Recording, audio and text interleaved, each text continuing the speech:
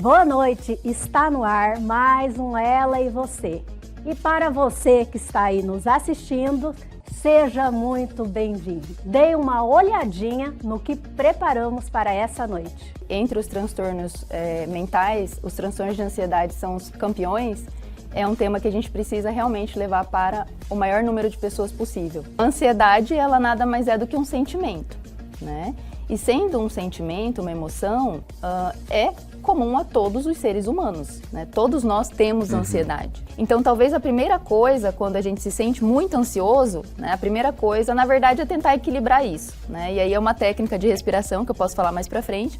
Mas passado esse primeiro impacto da ansiedade, que faz a gente quase ficar cego frente à situação, a gente pode se perguntar, espera, qual é o meu medo dessa situação? Ou, primeiro, antes disso, o que eu estou pensando sobre essa situação? Tudo isso e muito mais no Ela e Você, que só está começando.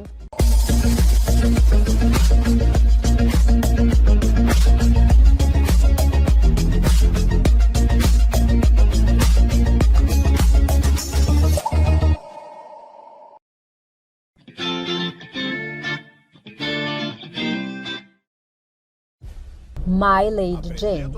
A fantasia é ambientada na Inglaterra do século XVI, em um contexto em que a sociedade era dividida entre humanos normais, também chamados de verdadeiros, e etianos, que são pessoas que podem se transformar em animais e são vistos como a casta mais baixa da sociedade. A trama é protagonizada por Lady Jane Grey, uma nobre inglesa que assume a coroa e passa seu curto reinado tentando promover a unidade entre as duas classes. Ele acha que pode escapar do seu destino. Até que ela descobre o desejo à primeira vista. O que é que você deseja? Independência. Boa noite! Vem comigo. Eu não, tô doido. Precisa de uma adaga. Isso não é uma adaga. Isso é uma adaga. Sempre tem poder se você souber jogar o jogo. Eu vou ser a rainha.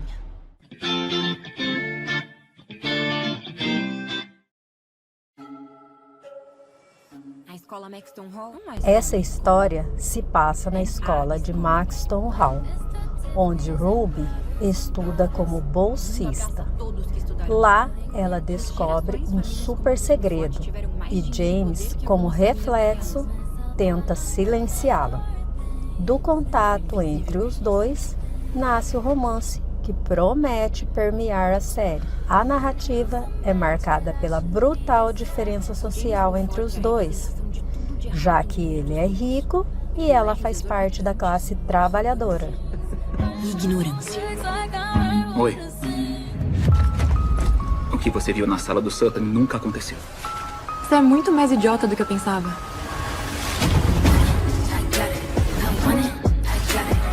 Eu não sei qual é a sua, Belle. E eu não dou a mínima. Alguém como você não pode prejudicar alguém como nós. Mostra pra aqueles idiotas.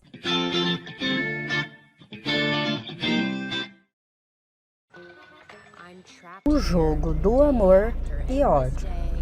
Essa é uma comédia romântica, lançado em 2021. O filme gira em torno de dois assistentes de CEOs que trabalham em uma editora de livros e vivem diariamente em pé de guerra. Lucy é uma garota bagunceira e competitiva que ama livros desde a infância e sonha em subir de cargo. Para seu azar, Joshua é igualmente competitivo, minucioso, adora corrigir os erros gramaticais dela, é organizado e dedicado. Wowzers, what's the occasion? Psychological warfare. I wonder what it's like to use raw animal magnetism as a weapon. I had some weird dreams last night. I was in bed, naked. I have a theory. What are we doing?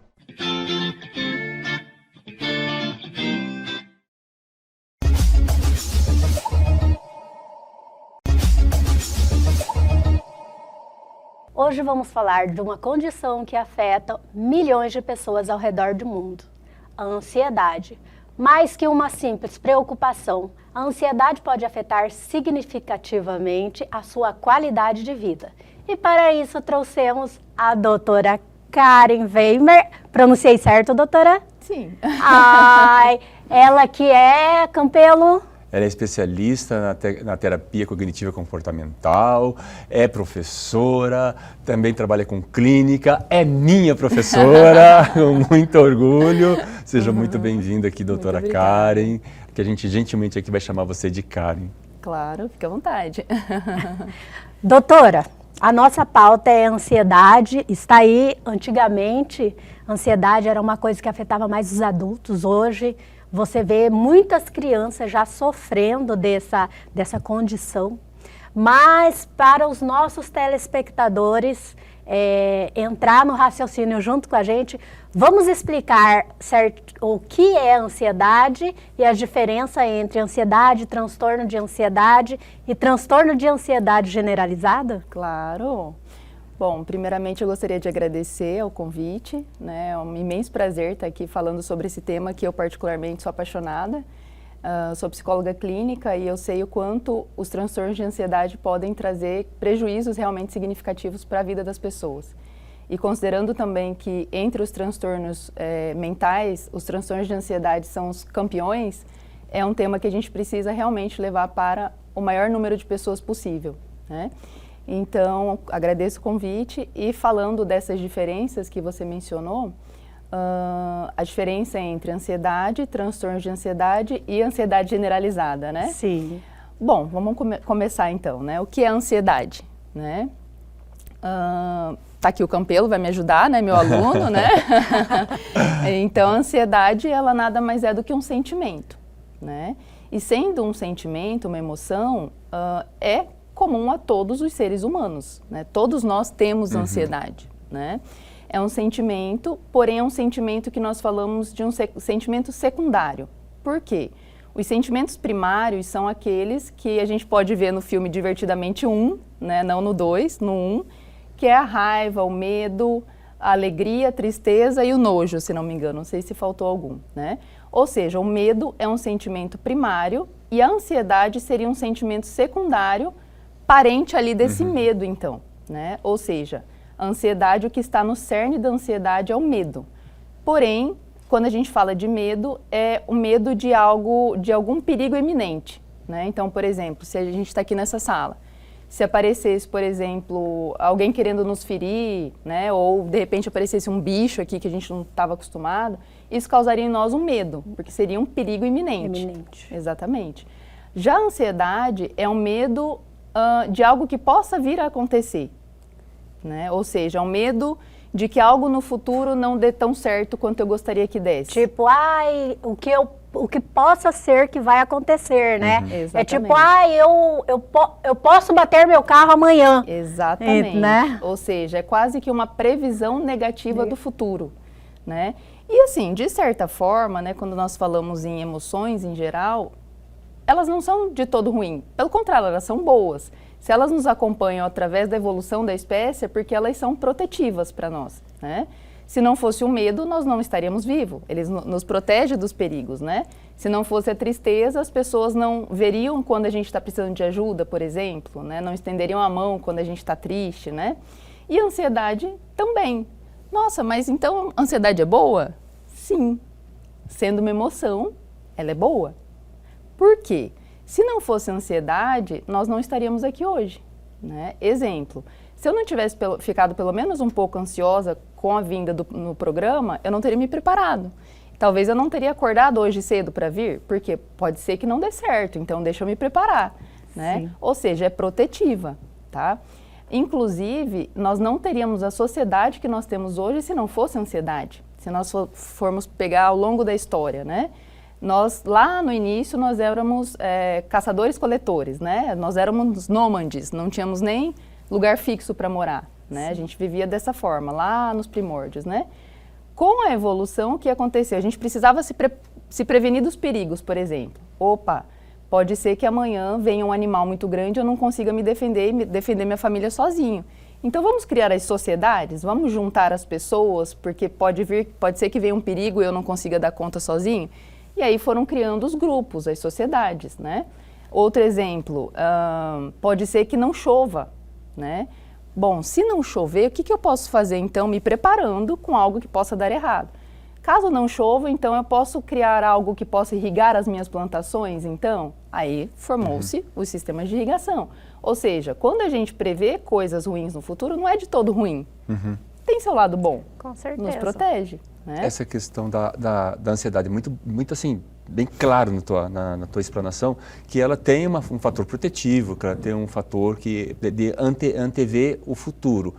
Até que ponto eu posso diferenciar essa ansiedade, que eu posso enxergá-la como uma coisa boa, que vai me proteger, né, que vai me deixar mais preparado, que ela passa para um outro ponto que não é tão bom.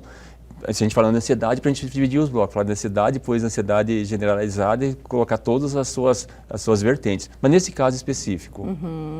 Quando então que essa ansiedade, né, esse sentimento passa a ser ruim, né? Que é o que a gente mais vê, né?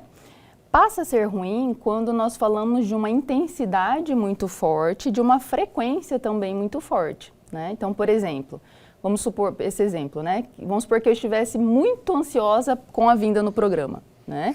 E tivesse uma intensidade muito forte isso para mim. Isso poderia me travar, né? Poderia ser que eu ficasse tão ansiosa, com medo de... Aí eu poderia ter vários medos. Medo de gaguejar, medo de não dar conta, medo de vir uma pergunta que eu não ia conseguir responder.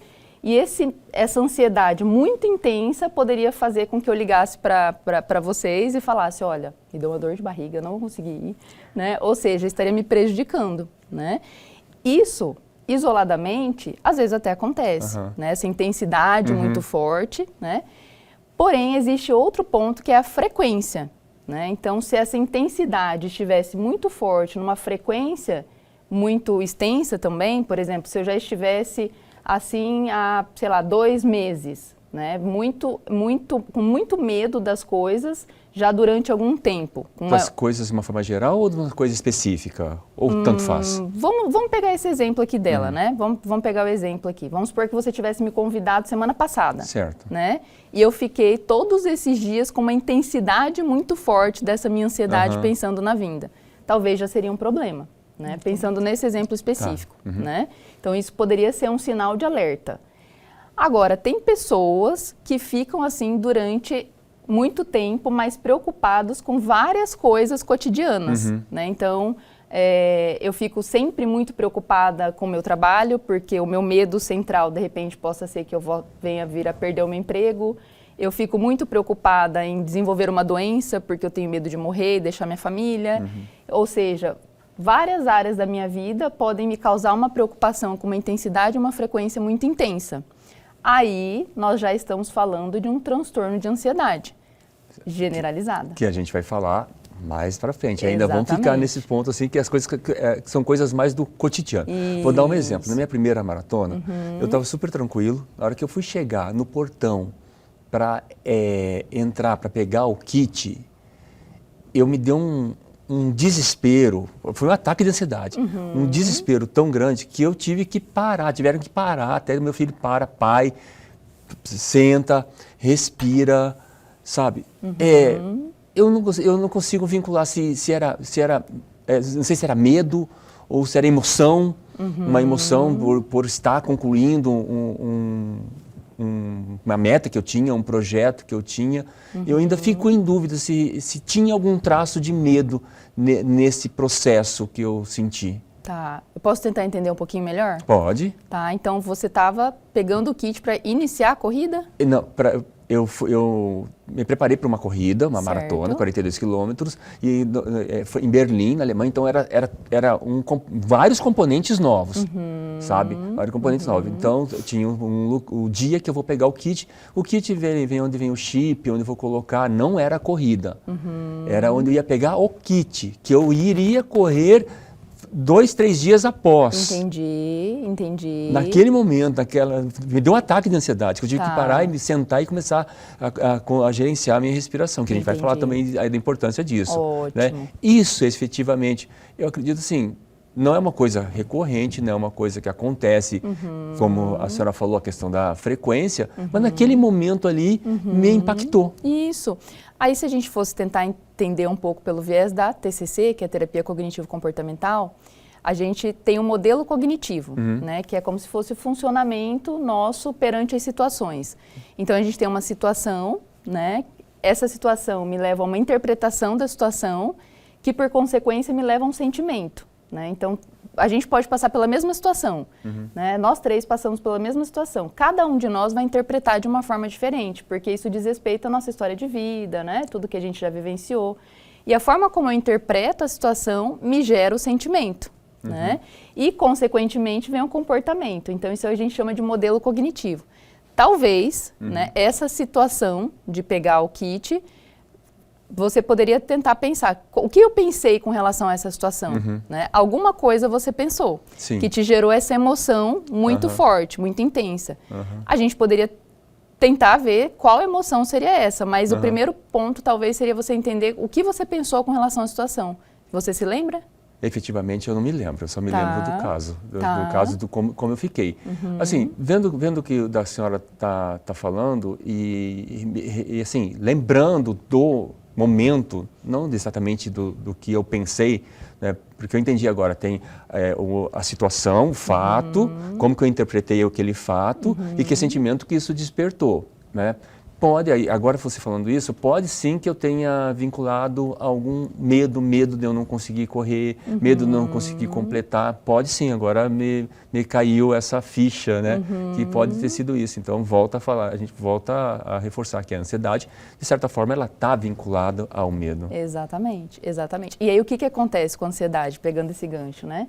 A ansiedade, ela entra, quando a gente está num estado muito grande de ansiedade, ela funciona quase que como se a gente tivesse, se o nosso cérebro fosse um computador que tivesse com viruzinhos ali, que faz a gente enxergar as coisas de uma forma enviesada, digamos assim. Sim. Né? E aí o que acontece?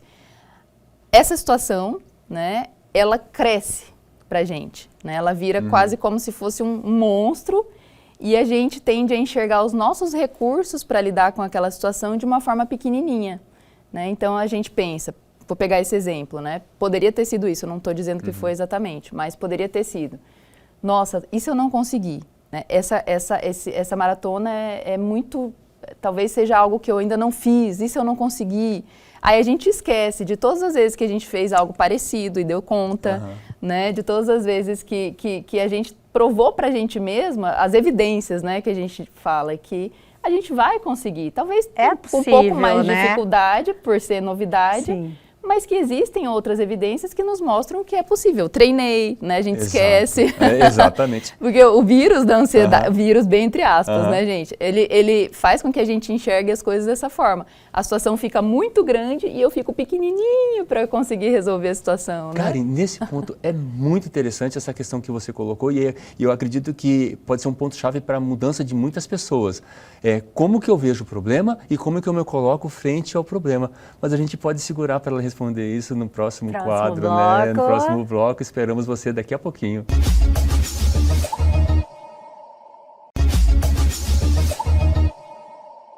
Voltamos aqui com a doutora Karen falando sobre ansiedade e no bloco anterior ela estava falando sobre como que a gente se posiciona de uma forma tão pequenininha e aumentando os problemas, esquecendo de alguns recursos. Poderia, assim, falar um pouco mais sobre isso, Karen? Claro.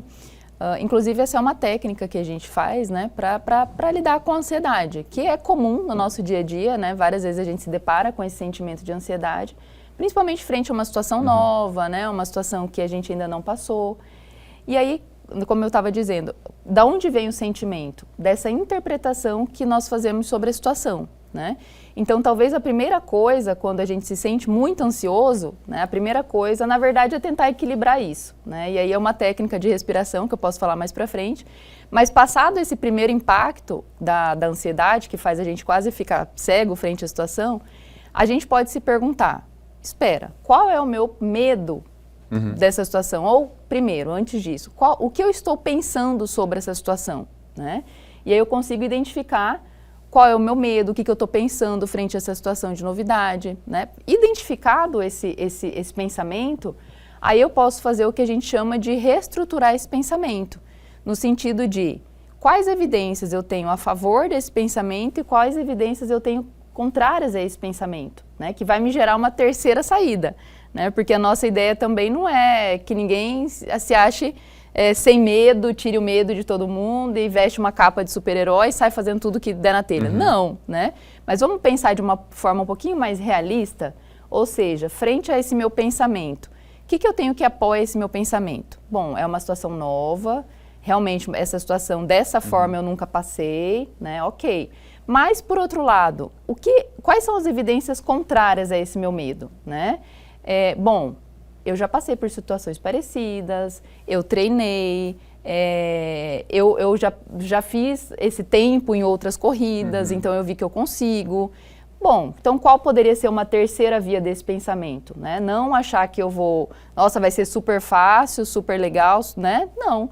Mas também não achar que eu não vou dar conta de forma alguma, né? A terceira via talvez seja, bom, eu tenho recursos suficientes, eu posso tentar. Caso eu não consiga, eu vou lidar com esse novo problema que vai me surgir, né? Então eu tenho lá, eu tenho o fato, lá eu me tomei colocando esse fato, e aí, voltando ao que a senhora falou no bloco anterior, então eu tenho o fato, aí eu tenho o pensamento. E este pensamento, que muitas vezes, que a senhora acabou de falar, deixa eu ver se eu entendi direito, eu tenho que questionar ele, porque ele pode ser um pensamento que esteja me paralisando, que não esteja deixando eu ter mais centrado e pensar corretamente. E aí eu tenho um pensamento que faz isso, eu tenho um pensamento do que eu posso lembrar do que eu já fiz, e aí eu tenho que, alinhar os dois para uma terceira forma para falar assim, olha, é possível, então eu começo a olhar o problema com outra ótica, é isso? Exatamente, é isso mesmo. Ou seja, tornar essa situação mais realista, né? Ou seja, a gente disse, né? A ansiedade faz com que a gente aumente a situação e diminua os nossos recursos. A gente precisa pelo menos tentar equilibrar isso, né? Deixar a situação um pouco menos grandiosa ali pra gente e aumentar os recursos que a gente tem para lidar com ela, né? Com isso a gente torna a situação mais possível de ser resolvida, né? De ser enfrentada. Doutora, ansiedade e síndrome do pânico é a mesma coisa? Não, não. A ansiedade, né, ela é esse sentimento que é inerente a todos nós, que quando em desequilíbrio, ou seja, quando tem uma intensidade, uma frequência e um sofrimento clinicamente significativo, a gente fala dos transtornos de ansiedade, né?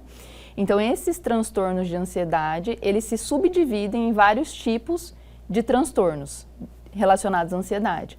O transtorno do pânico é um desses subtipos de transtornos de ansiedade. Tá? Assim como o transtorno de ansiedade generalizada.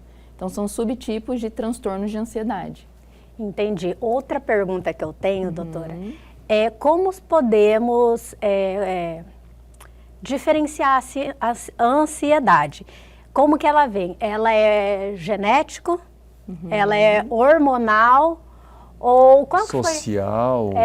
Como que a gente pode enxergar isso? A ansiedade? Sim. Aí eu volto um pouquinho para falar que todos nós somos seres biopsicossociais, tá? Então nós temos o nosso DNA, a nossa carga genética, nós temos a interação social também, que faz com que a gente aprenda e aprenda muita coisa desse meio, né? Somos físicos, essa visão de separar mente e corpo também, ela já está ultrapassada, né? Então a gente sabe que é um conjunto da obra, né? Então, nesse sentido, o que é a ansiedade? A ansiedade tem sim, na verdade, a ansiedade como um sentimento, ela é inerente a todos nós, né? Ou seja, a gente já nasce com essa predisposição de desenvolver esses sentimentos. O transtorno de ansiedade, ele tem uma carga genética também, assim como todos os transtornos mentais, tá? Então, por exemplo, se meus pais têm transtornos de ansiedade, talvez eu tenha uma predisposição maior também para desenvolver o transtorno de ansiedade, que é essa emoção em desequilíbrio, tá? Mas também, a nossa sociedade atual também colabora muito para que a gente desenvolva essas questões, né? Então, se a gente for pegar hoje, a gente tem... fazendo essa comparação ainda da evolução da espécie, né? Lá atrás não tinha televisão alta, tela, exposição que a gente tem hoje em dia. Hoje é rede social. Rede social é um fator preponderante também, essa questão da gente ficar sempre achando que a grama do vizinho é mais verde, né? Essa comparação que vem também através das redes sociais. Então, tudo isso são fatores sociais que muitas vezes, se eu já tenho essa predisposição ali no meu DNA, pode vir a agravar isso tudo também, tá? Então, a ansiedade, vamos dizer assim, que ela tem todos esses componentes. E aí você disse se não me engano, de hormônio, dessas questões. Acaba que, assim, ela não é hormônio, mas ela pode desequilibrar o nosso sistema como um todo, né? Então, por exemplo, quando nós estamos nesse estado de ansiedade muito intenso e muito frequente, nós ficamos o que nós chamamos em estado de alerta o tempo todo, né? E esse estado de alerta, ele desencadeia hormônios como, por exemplo, o cortisol, fica, né? A gente está em estado de alerta, então a gente está preparado para lutar ou fugir a qualquer momento. Sabe aquela pessoa que você fala oi, ela já está, oi, por quê? Né? Ela está reativa. É igual uma vez, eu acordo sorrindo, todo mundo fala, você não cansa de ficar sorrindo? Sua mandíbula não cansa. E devido a isso, eu acordei e desejei bom dia para uma pessoa. Eu queria saber por que você está acordando sorrindo. Qual que é o motivo da sua felicidade? Gente, aquilo eu fiquei... Meu Deus! Então, a ansiedade, nesse estado, né, ela pode desequilibrar o cortisol, a adrenalina. A gente está constantemente preparado para lutar ou fugir, né? Então a adrenalina fica no estado mais elevado também, assim como neurotransmissores também, né? O que são os neurotransmissores? A serotonina, enfim, o GABA, endorfina, dopamina, exatamente. GABA, isso. O GABA é justamente o hormônio que vai contra a ansiedade, né? E aí que é o neurotransmissor que ajuda a gente a relaxar, né? E aí, quando a gente está no estado de ansiedade muito alto, como é que está esse GABA? Ele está lá, né, mais quietinho, mais na dele, né? Então, acaba afetando. Não que necessariamente seja hormônio, seja neurotransmissor ou qualquer outra coisa, mas afeta sim. E afeta nosso sistema neurológico também. Afeta. Por isso tudo, que, né? Em muitos casos, é necessário entrar com medicação também. Tem um documentário que está na Netflix, né? Já tinha conversado com você, a história dos trigêmeos, né, que fazem um experimento social horrível, diga-se de passagem. Minha irmã comentou desse... Que pegam os trigêmeos, a gente não vai dar spoiler, mas eles eram de uma família disfuncional e separaram exatamente para analisar se era genético ou não. O fim não é legal. Né? Comportamento de cada um, né? Mas a história é impactante, é daquela, né, que você fica assistindo assim, fica não acredito nisso, não acredito nisso, mas vale a pena, viu? Eu não vale assisti a pena, ainda. Vale a pena assistir, porque já é pra vou gente dar aprender, dica, né? Já vou dar essa dica na sexta-feira. Mas assim, eles trazem o quê? A importância da infância ali, da validação nos primeiros anos de vida. Eles separaram no nascimento, os trigêmeos, eles desconhecem a existência um do outro e foram colocados para adoção em famílias consideradas pelos médicos funcionais. Ok. Né? E aí eles vão crescendo e vai tendo a história deles, até que um dia um encontra o outro. Enfim, eu não vou dar spoiler, é chocante, né? Tem uma parte emocional, sabe, enfim, assiste que tem o final é bem impactante. E uma das coisas, assim, Karen, que você está trazendo, emoção e sentimento, né? Você trouxe, eu estou vendo aqui tem bastante aprendizado, né? Com certeza. Tem o fato, tem o jeito que eu penso sobre esse fato, o meu sentimento, se depois trouxe outra palavrinha também, sofrimento aqui também, né? E essa questão, uma hora você fala sentimento, outra hora fala emoção, não tem diferença? Para a terapia cognitivo-comportamental não tem diferença, a gente usa como sinônimos, tá? Sentimento e emoção a gente usa como sinônimos. Olha que interessante isso, né? E isso, dentro da psicologia, tem isso. Quando você fala terapia cognitivo-comportamental, é o quê? É uma abordagem, é uma corrente da psicologia? Boa pergunta, né? A psicologia, ela é muito ampla, então ela tem várias vertentes, ou seja, várias formas de se enxergar os fenômenos humanos, digamos assim. E a terapia cognitivo-comportamental é uma dessas vertentes, né? E aí, se eu for puxar a sardinha para o meu lado, né? É aquela vertente que tem uma comprovação científica, né? Que a gente...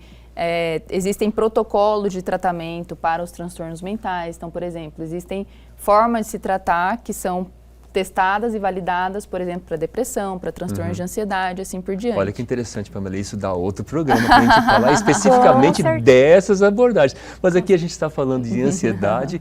E aí, segura um pouquinho, é o tempo da água, a gente já volta aqui com Karen, a doutora e especialista em psicologia na abordagem TCC.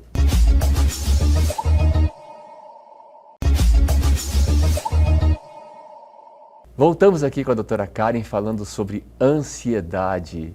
E no bloco anterior a gente estava falando sobre essas questões das abordagens que a gente vai trazê-la para falar mais sobre isso. Mas voltando para a ansiedade, Pamela, tem bastante coisa ainda para a gente falar, né? Nossa, muito. Então, uma delas é os sinais de alerta, ansiedade noturna. Doutora, bom, eu acredito que eu tenho ansiedade noturna, não tenho diagnóstico de ninguém, como eu já havia conversado com a senhora aqui nos bastidores, né? Eu fiquei por o que uma nutróloga falou, porque eu tenho fome excessiva à noite, entendeu? Chega à noite, começo a comer, e eu falo, ai, noite acaba logo, eu durmo logo, né?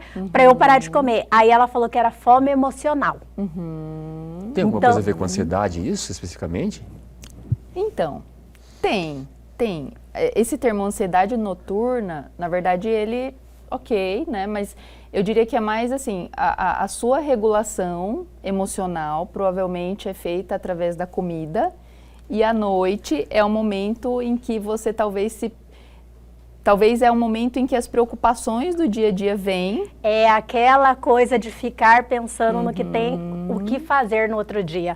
Ai, porque amanhã eu tenho que fazer isso. Ai, amanhã eu tenho que fazer aquilo. Parece que meu cérebro não desliga.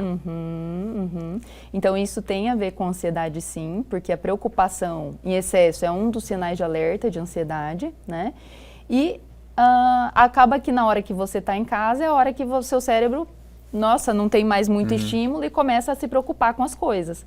E aí, quando essa emoção, você se preocupa, né? Você está pensando nas coisas. Eu imagino que a sensação não seja das melhores. O sentimento é ansiedade, né? E aí vem aqueles sintomas, né? Que a gente vai falar logo mais dos sintomas de ansiedade. E aí, o que a gente faz? A gente está sempre em busca de regular as nossas emoções. Nós estamos sempre em busca de regular as nossas emoções. E existem algumas formas que nós dissemos assim que elas são meio que disfuncionais de regular as emoções, porque a longo prazo elas vão nos causar prejuízo, né? Quais são essas formas disfuncionais? Normalmente a gente faz isso muito através da comida, né? Que é uma coisa até cultural, né? A gente está feliz, come. Está triste, come, né? Desconta as nossas emoções, digamos, na comida. Exato. Né? Tem pessoas que fazem isso através do álcool, de compra, né? Tem pessoas que acabam comprando muito numa tentativa de regular as emoções. A própria atividade física. Também. Aquela pessoa que faz demais, exatamente, sabe? Extrapolando até o nível de lesão. Está lesionado, mas está lá. Exatamente. Né? Então, provavelmente é isso que acontece com você, né? Então, uma tentativa de regular essas emoções por conta dessa preocupação, ou seja, né, esse pensamento do amanhã, vem a ansiedade, eu vou e regulo as minhas emoções, ou tento regular as emoções através da comida. Continuando na minha consulta aqui, né, com a doutora Karen, triptofano é bom mesmo para a ansiedade, doutora? O triptofano, assim, não é muito a minha área, mas sabe-se que é um precursor de serotonina, né? Sendo um precursor de serotonina, ajuda naquela sensação do bem-estar. Né? Então acaba sendo bom, sim. Mas eu não estou tomando não, doutora. Isso daí é aqueles videozinhos do Instagram que fala, tá com ansiedade, aí eles apontam assim, triptofano, tá com insônia, melatonina. Por isso que eu perguntei. É que existem alguns alimentos que são ricos, né, em triptofano, por exemplo. Se não me engano, acho que a banana é rica em triptofano, né? Mas assim, só um parênteses, se não quiser colocar isso no ar, porque eu não sou nutricionista. Não, tá? pode, tá? Claro. Né? Então assim, existe isso sim. Né? Mas dizer que isso seria um tratamento para a ansiedade, daí não. Sim. Doutora, eu vi que tem alimentos que ajudam a melhorar a ansiedade. Eu sei que a senhora não é da área da nutrição, mas a senhora poderia dar uma dica? Olha, eu falaria de maneira geral. Sim. Tá? E aí eu diria assim, que para a gente ter um bem-estar emocional, a gente precisa ter um bem-estar físico também, né? E como que a gente faz isso? Tendo uma rotina o mais saudável possível, né? E aí entra a rotina de sono, rotina de alimentação, rotina de atividade física, né? Rotina ali de, sei lá, desenvolver hobbies que a gente gosta de fazer, né? Então, essa rotina o mais saudável possível. Equilibrada. Exatamente, equilibrado, mas acho que eu usaria até esse termo, mais equilibrada possível dentro das diversas áreas da nossa vida, vai nos ajudar a manter as nossas emoções também dentro de um certo equilíbrio. Então, eu não diria de um alimento específico, mas essa rotina como um todo. Mas uma coisa certa eu posso falar, comer comida de verdade, porque passei por experiência no Quênia e lá eu comi comida, a gente fala comida de verdade, rica em carboidrato, né? Rica em carboidrato, né? Que a gente era colhida na sola. Era a comida que eu comia naquele dia, ela tinha sido colhida naquele dia para plantar, porque lá eles não têm armazenamento, então fica muito disso. Então, olha só, é alimentação, é sono, é uma atividade física, lazer, olha que interessante. Então, são vários fatores que eles acabam ajudando, né, para gerenciar. E aí tem a ansiedade, aí tem o transtorno de ansiedade, tem transtorno de ansiedade generalizada. Fala um pouquinho sobre a diferença entre essas características. Tá certo. Então, o transtorno de ansiedade generalizada é aquela preocupação excessiva com uma intensidade e uma frequência muito grande, tá? E um sofrimento clinicamente significativo também, tá?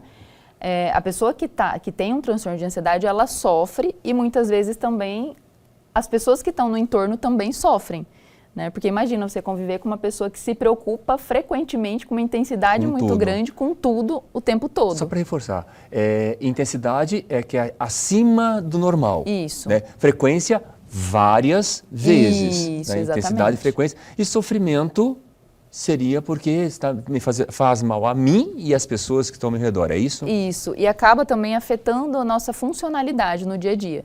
Né? Então, uma pessoa que tem um transtorno de ansiedade generalizada, que é diferente da ansiedade ali do dia a dia, né? que é frequência e intensidade muito grande, né?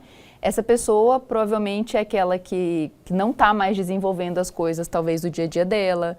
Por quê? Porque muitas vezes, sabe a famosa procrastinação? Sim, né? Que é diferente de preguiça, né? Diferente, né? Então, por quê? Às vezes eu estou muito preocupada com aquela situação, e lembra, a situação me parece muito grande, o meu recurso muito pequenininho, e aí eu vejo uma situação do trabalho que eu tenho que fazer. Se o meu recurso é tão pequenininho, né, imagina esse meu recurso como tão pequenininho, aquela situação que para a pessoa de fora pode parecer tão simples, para mim é muito grande. Então, me requer uma energia, um movimento muito grande para ir até lá. Então, o que eu faço? Deixo para amanhã.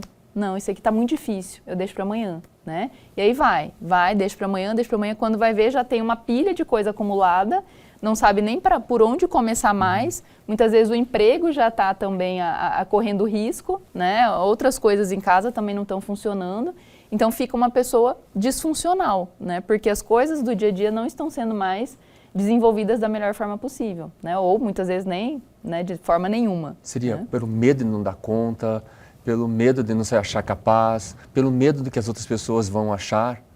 Sim. O medo sempre está norteando tudo, né? O medo é o cerne da ansiedade. Né? E tanto na rede social, isso aí ficou muito aparente, né? Tanto é que nas redes sociais, aquela questão de curtidas, que as outras pessoas viam, a quantidade, o número, eles tiveram que remover, porque isso estava despertando, estava sendo gatilho para as pessoas querer mais. Né? Nós tivemos no último BBB uma menina também que ela surtou por uma crise de ansiedade. Ela achou que ela estava num mundo fantasioso, que aquilo ali era tudo teatro, né?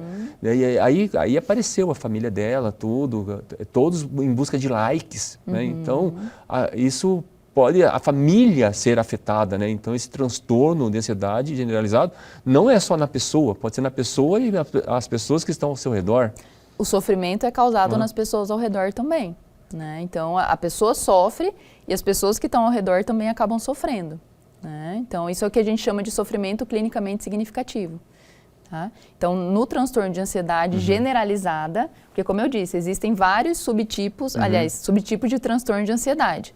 Né? Então, o transtorno de ansiedade O nome transtorno já significa que já saiu do normal, já está no patológico. Saiu da ansiedade, do que é a ansiedade normal, isso, daquela que nos ajuda. Isso, que é daquela que nos ajuda, perfeito, para algo a mais. Isso, já virou patológico, já virou um transtorno. Não chega a ser uma doença? É porque quando se trata de saúde mental, nós usamos o termo transtorno, né? Mas somente por uma questão ali porque a doença, quando a gente fala em doença, se sabe exatamente o que causou, o prognóstico, como é que vai ser. Então, no caso do transtorno mental, como a gente não tem isso muito bem definido, a gente usa o termo transtorno, tá? Então, mas é patológico. Saiu da normalidade e já foi para o patológico. Mexe com todo o nosso sistema, até o sistema imunológico, exatamente, né, doutora? Sim, tudo. Então, a gente tem os transtornos de ansiedade e o transtorno de ansiedade generalizada é um desses subtipos de transtorno de ansiedade. Um outro, que a gente poderia dar um outro exemplo, é o transtorno de ansiedade social, né? Ou seja, a fobia social, que é aquele medo da exposição social. Né? Medo do julgamento, o que as pessoas vão pensar de mim, medo de gaguejar na hora que eu estiver frente a uma situação social. Então, esse é um outro subtipo de transtorno de ansiedade, assim como o transtorno do pânico. Então, a característica principal do transtorno de ansiedade generalizada, que é um desses subtipos do transtorno de ansiedade, é essa preocupação excessiva com várias coisas em várias áreas da vida, né? E aí a gente pode falar também dessa tentativa de controle do amanhã, né? Como que eu vou controlar algo, né? Eu posso me preparar para vir dar essa entrevista, por exemplo, mas eu não tenho como controlar ou prever exatamente como tudo vai funcionar. E aí o tratamento também consiste em tentar ajudar essa pessoa a entender que imprevistos acontecem, que a gente tem recursos para lidar com eles, técnicas de resolução de problemas, caso as coisas aconteçam, né? E tentar viver dentro do dia, né? Do aqui e agora, né? O amanhã a gente se preocupa. Tem a hora da preocupação, que a gente fala, né? Vamos separar ali uma hora para eu me preocupar, mas fluir, deixar as coisas fluírem, porque nem tudo está sob o nosso controle. E eu acredito até que o nosso telespectador também quer saber, né? Porque a gente está falando da ansiedade, mas e aí? Né? A senhora já começou aqui a falar de algumas coisas. O que fazer agora, né? Como é que eu posso gerenciar isso? É gerenciar ou controlar a ansiedade? Vamos usar o termo gerenciar, talvez, né? Até para evitar, que a senhora acabou de falar, tentar controlar o futuro, né? O futuro a gente não sabe, então melhor é gerenciar, que fica uma coisa mais assim, eu sei que o que eu posso, é isso que eu estou entendendo, eu sei que eu posso até um determinado momento, tem outras coisas que eu não posso, mas eu posso aprender a lidar com isso, né? Perfeito. E como é que eu lido com isso, Karen? Com a ansiedade? Com a ansiedade. Tá, como que a gente lida com a ansiedade? Boa pergunta, né? A ansiedade, ela tem sintomas, né? Quais são os sintomas de ansiedade? Nós temos os sintomas fisiológicos, né? Que é aquela parte da taquicardia, o coração acelera, a mão fica suando frio, que mais? A garganta fica seca, a boca fica seca, né? Esses são os sintomas fisiológicos. Aquele desarranjo intestinal também. Aquela dor, aquele frio na barriga também faz parte também? Faz parte, né? Isso tudo a gente pode dar uma explicação ali biológica, né? Aquele estado de luta ou fuga que nós falamos, a ansiedade nos deixa em alerta para lutar ou fugir, né? Então, por que a nossa mão sua frio? Porque o nosso fluxo sanguíneo está todo indo para o coração. Porque eu vou precisar de mais sangue caso eu seja ferido, por exemplo, né? Então, existe toda uma explicação para isso, mas esses são os sintomas fisiológicos. Existem também os sintomas cognitivos, que são os pensamentos, né, que a gente estava mencionando. Normalmente está relacionado a algum pensamento de medo sobre algo que ainda vai vir a acontecer.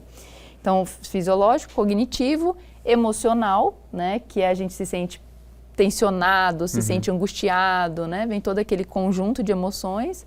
E comportamental, né? Então, quais são os sintomas comportamentais da ansiedade? Muitas vezes a procrastinação, né? A evitação, né? É muito grande ali, eu prefiro ficar aqui, não vou fazer não. Né? Doutora, e quando devemos ligar um alerta? Boa. O alerta viria quando qualquer um deles estiver numa intensidade muito grande, né? Na verdade, assim, né? Quando eu estou frente a uma situação nova, né, normalmente eu vou ter algum desses sintomas, porque é uma situação nova, eu não sei o que vai acontecer, né? Existem algumas técnicas para a gente regular isso, né? E poder depois pensar melhor no que vai ser feito, né? Mas se forem coisas pontuais, né? Ok, né? A gente maneja de alguma forma, a gente gerencia com essas técnicas. Mas se eu perceber que isso está frequente, né, nem é uma situação tão nova assim, eu estou sentindo isso, é uma situação que talvez eu já tenha passado em outros momentos, mas eu estou me sentindo muito ansioso frente àquela situação, aí é um sinal de alerta, né, é um sinal de alerta para você talvez procurar um profissional de saúde mental. Quem são esses profissionais? Psicólogo e psiquiatra, né, então... Está sentindo isso com uma frequência muito grande, frente a situações já conhecidas, procure um especialista para você, né, ter um direcionamento, um norte do que pode ser feito. E o que pode ser feito quando a pessoa, o nosso telespectador está lá, eu sou ansioso, o que pode ser feito dentro, assim, que ele pode fazer agora, até para gerenciar a ansiedade dele? É possível? Existe algumas técnicas para fazer isso? Sim, né? Vou pegar o exemplo da Pamela, né? Ela disse que ela se preocupa muito durante a noite, né? E acaba ali tentando regular essas emoções através da comida durante a noite, né? Essas preocupações do dia a dia, é claro que a gente se preocupa, né? A gente tem conta para pagar, tem um monte de coisa para fazer, né? A nossa vida, ela é cheia de nuances, né? E a gente se preocupa até para poder prever certas coisas e poder agir antes que as coisas aconteçam. Mas o que eu digo tenha um momento da preocupação para você, né? Porque senão a gente fica se preocupando o dia inteiro e muitas vezes aquilo que a gente precisa fazer agora, justamente para que aquela previsão não aconteça, a gente não faz porque a nossa cabeça está pré-ocupada com algo que ainda nem aconteceu. Então eu digo, né? Uma das técnicas tire um tempo, né? Meia hora, 1 hora do seu dia para se preocupar com as suas coisas, né? Então... eu me preocupo, eu anotei ali, né? O meu horário vai ser, sei lá, das 7 às 8 da noite eu vou me preocupar com as coisas, tá bom? Então, se eu tô aqui agora conversando com vocês, eu tô trabalhando e me vem aquele pensamento, não, eu vou deixar para pensar nisso na hora. Das 7 às 8. Exatamente, na hora que eu estabeleci. Dica legal, né? Porque a gente faz com que eu não fique perdendo meu tempo, digamos assim, o dia inteiro com uma coisa que eu posso ter um horário para me preocupar. Então, essa seria uma dica. E serve também para aquelas pessoas que acabam acordando 3 da manhã, 4 da manhã. Exatamente. Né? Então, já quando se acordar preocupado, já pensa, não, o horário que eu programei para me preocupar é de tal horário a tal hora. Exatamente. Então, faz um acordo entre eu comigo mesmo, né? Exatamente, é isso mesmo. E aí você pode estar se perguntando assim, mas o pensamento simplesmente vem.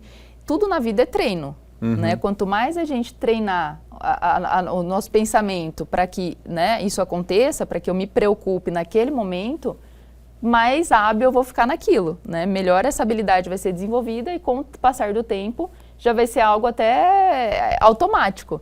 Tudo na vida é assim, quando a gente aprende a dirigir, no início é difícil, né? À medida que a gente vai praticando, a gente vai ficando melhor naquilo, vai se tornando automático. Uma dica de ouro, tá? Porque eu também aprendi na vida, eu achava que a gente não tinha como controlar ou gerenciar o meu pensamento, mas tem. Com treino, por incrível que pareça, né? Exatamente, é isso mesmo. Uma outra sugestão, né, uma outra dica, digamos assim, faça atividade física, tenha uma rotina minimamente organizada, tente dormir na hora de dormir e acordar na hora de acordar, que faz parte do todo o nosso ciclo circadiano, né? Que a gente precisa estar com isso ajustado também. Isso ajuda também nesse gerenciamento das emoções, principalmente da ansiedade, né? E assim por diante.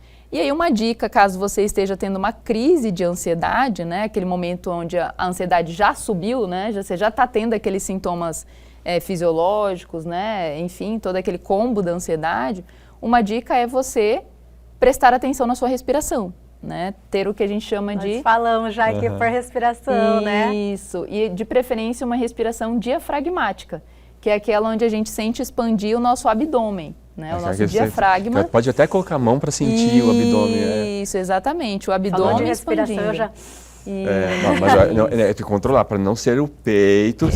Até é bom colocar as mãos aqui para respirar, encher o diafragma. Exatamente, exatamente. Então, fazendo a respiração diafragmática, a gente já tende a regular esses sintomas fisiológicos da ansiedade e conseguir refletir melhor sobre a situação. Mas uma dica a mais além da respiração diafragmática, expandir o abdômen, o máximo que conseguir, inspirando pelo nariz, segurar esse ar, prender esse ar ali durante 3 segundos e depois soltar esse ar pela boca com toda a intensidade novamente. A gente chama isso de respiração quadrada, que é muito utilizada frente a crises de ansiedade. Tem uma explicação biológica também, né, que ativa o sistema parasimpático e diminui a frequência cardíaca, e com isso a gente consegue enxergar melhor a situação, relaxar exatamente, e assim pensar melhor sobre a situação. Ou seja, identificar qual é o pensamento que está me levando àquele sentimento e reestruturar esse pensamento conforme a gente mencionou anteriormente. Então seria assim, vamos gerenciar, encher o abdômen. Segura e solta. Exatamente. Aí. Expandiu, segurou, 1, 2, 3, soltou. Exatamente. E aí fica como se fosse um quadrado, por isso que a gente chama de respiração quadrada. Então, Pamela, quando estiver nesse teu processo, né, vamos usar essa técnica, né? Não, mas é que vocês não perceberam, mas eu já estava aqui. Exatamente. Fazendo a respiração quadrada. E aí prestar atenção, né? Prestar atenção no ar que está entrando, trazer a concentração para esse momento, né? Exatamente. Olha só, Pamela, tem muita coisa ainda para conversar com a Karen, né? E eu achando que a doutora ia falar, uma dica que eu dou é faça terapia, todo mundo precisa fazer terapia, mas é muito mais além, né, doutora? Eu costumo dizer assim, todo mundo precisa de terapia? Não. As pessoas falam, né? Todo mundo precisa, eu digo não, né? Se é uma pessoa que consegue ali resolver seus problemas, né? Não tem um sofrimento clinicamente significativo, tem uma certa autoeficácia, então, né? Quando é o sinal de alerta realmente para procurar uma terapia, procurar um psicólogo ou um psiquiatra? Quando esse sofrimento estiver intenso, quando essas emoções... aí a gente pode até ampliar, não só a ansiedade, né? Mas a tristeza, o medo, enfim, a raiva, qualquer um desses sentimentos está muito frequente e numa intensidade muito grande, aí é um alerta para procurar. Ou eu não estou conseguindo resolver os meus problemas do dia a dia, né? A minha autoeficácia está diminuída, aí é o momento de procurar ajuda. Olha, Pamela, para um próximo quadro, né? Em que momento eu decidi procurar? Porque eu já tenho até pergunta para esse próximo quadro.